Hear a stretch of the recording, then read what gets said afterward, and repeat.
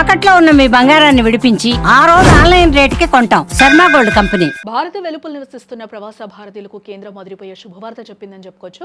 భారత స్టాక్ మార్కెట్లో ఎన్ఆర్ఐలు చేసే పెట్టుబడుల పరిమితిని భారీగా పెంచే దిశగా అడుగులు వేస్తుంది. ఇకపై మన దేశ ఆర్థిక ప్రగతిలో ఎన్ఆర్ఐలు మరింత చురుగ్గా భాగస్వాములు కూడా కాబోతూ ఉన్నారు. ఇప్పటి వరకు ఉన్న నిబంధనలు ఎన్ఆర్ఐలకు కొంచెం అడ్డంకిగా ఉండేవి. ఒక్కో వ్యక్తి ఒక కంపెనీలో కేవలం 5% కంటే ఎక్కువ పెట్టుబడి పెట్టే అవకాశం ఉండేది కాదు.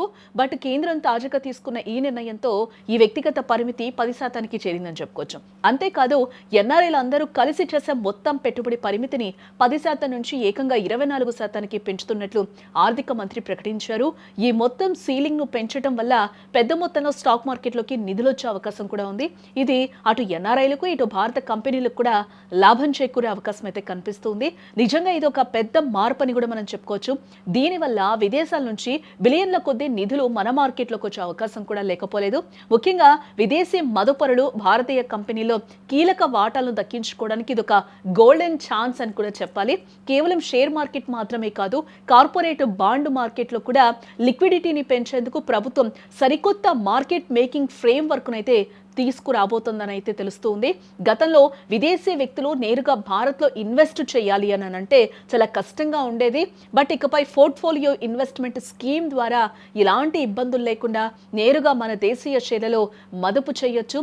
దీనివల్ల సాధారణ ప్రవాస భారతీయులకు కూడా భారత అభివృద్ధిలో భాగం పంచుకునే అవకాశం అయితే ఖచ్చితంగా దక్కుతుంది.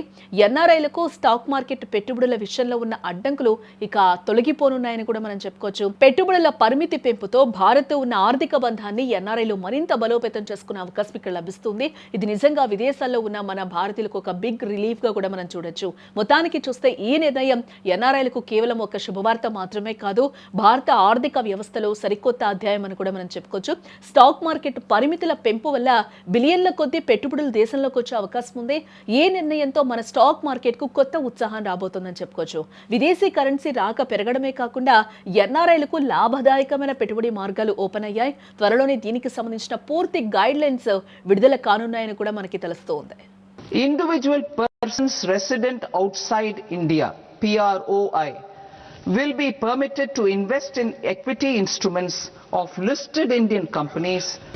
It is also proposed to increase the investment limit for an individual PROI under the scheme from 5% to 10%, with overall investment limit for all individual PROIs to 24% from the current 10%.